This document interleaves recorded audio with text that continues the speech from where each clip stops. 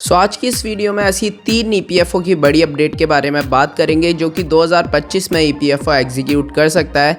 तो I hope आप इस वीडियो को उन सभी लोगों के साथ में ज़रूर शेयर करेंगे जो कि प्राइवेट सेक्टर में काम करने वाले कर्मचारी हैं, एम्प्लॉयज़ हैं और उनकी सैलरी से ईपीएफ का डिडक्शन होता है, उनकी सैलरी से ईपीएफ कटता है। इसी होप के साथ में इस बहुत ही इन्फॉर्मेटिव वीडियो की करते हैं शुरुआत।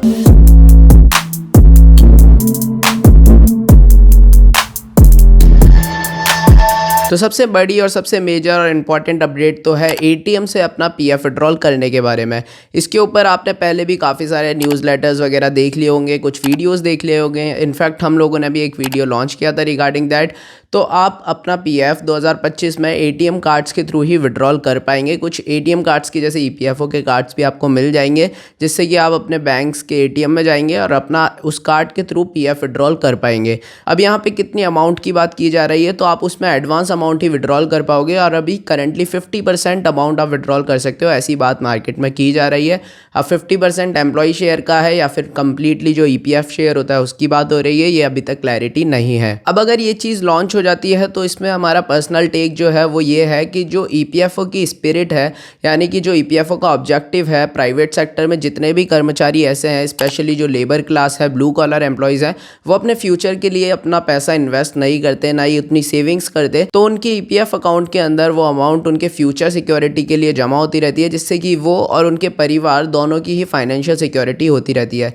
लेकिन अगर ईपीएफओ इतना ईजी कर देगा अपना पीएफ विड्रॉल का प्रोसेस, तो ये लोग अपने उस कार्ड को लेकर के एटीएम में जाया करेंगे एंड डेली वो कुछ ना कुछ अमाउंट्स निकाल करके स्पेंड करना शुरू कर देंगे, जिससे कि जो अमाउंट है वो उनके ईपीएफ अकाउंट के अंदर एक्यूमुलेट हो ही नहीं पाएगा और उसके ऊपर इंटरेस्ट भी ऑब्वियसली ज़्यादा नहीं बन पाएगा, जिससे कि financial security after their retirement की तो बात बहुत दूर की हो जाएगी। आई होप इस टाइप के काफ़ी सारे जो ईपीएफओ को चैलेंजेस है वो देखने को मिल सकते हैं अगर ये चीज़ एग्जीक्यूट होती है तो। अब सेकंड बड़ी अपडेट की बात करें तो वो एकदम अच्छी स्कीम है, वो डेफिनेटली होनी भी चाहिए।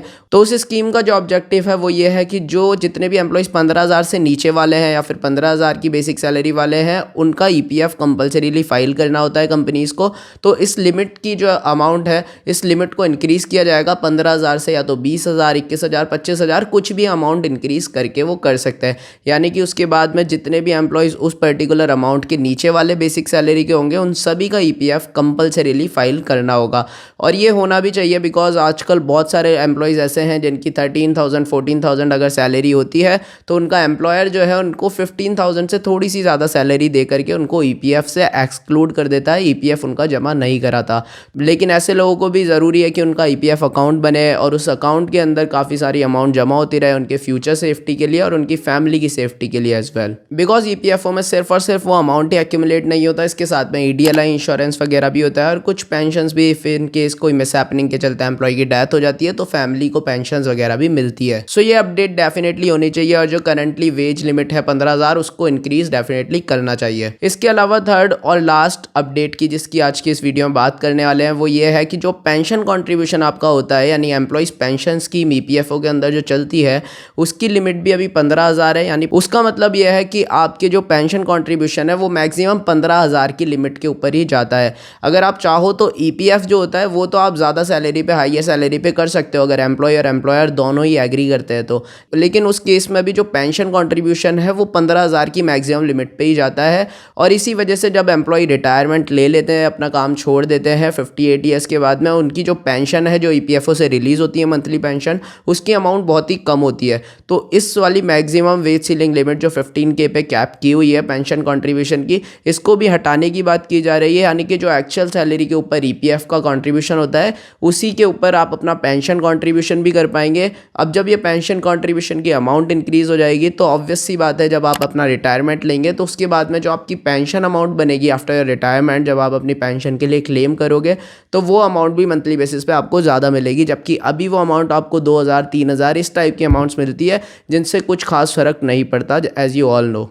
ये ही 3 बड़ी अपडेट है 2025 के अंदर जो ईपीएफओ की एग्जीक्यूट हो सकती है। आई होप आप इस वीडियो को शेयर करेंगे। मैं वापस आपको रिक्वेस्ट करूंगा प्राइवेट सेक्टर के एम्प्लॉयज़ के साथ में इस वीडियो को शेयर करने के लिए, और इसी टाइप के इन्फॉर्मेटिव वीडियोस हम लोग आप लोगों के लिए लाते रहते हैं। और 2025 के अंदर बहुत ही अच्छे प्लान्स है, बहुत ही अच्छे वीडियोज़ हम लोग रिलीज़ करने वाले हैं। तो वो सभी वीडियोज़ देखने के लिए इस चैनल को सब्सक्राइब करके बेल आइकन को हिट ज़रूर कर लीजिए।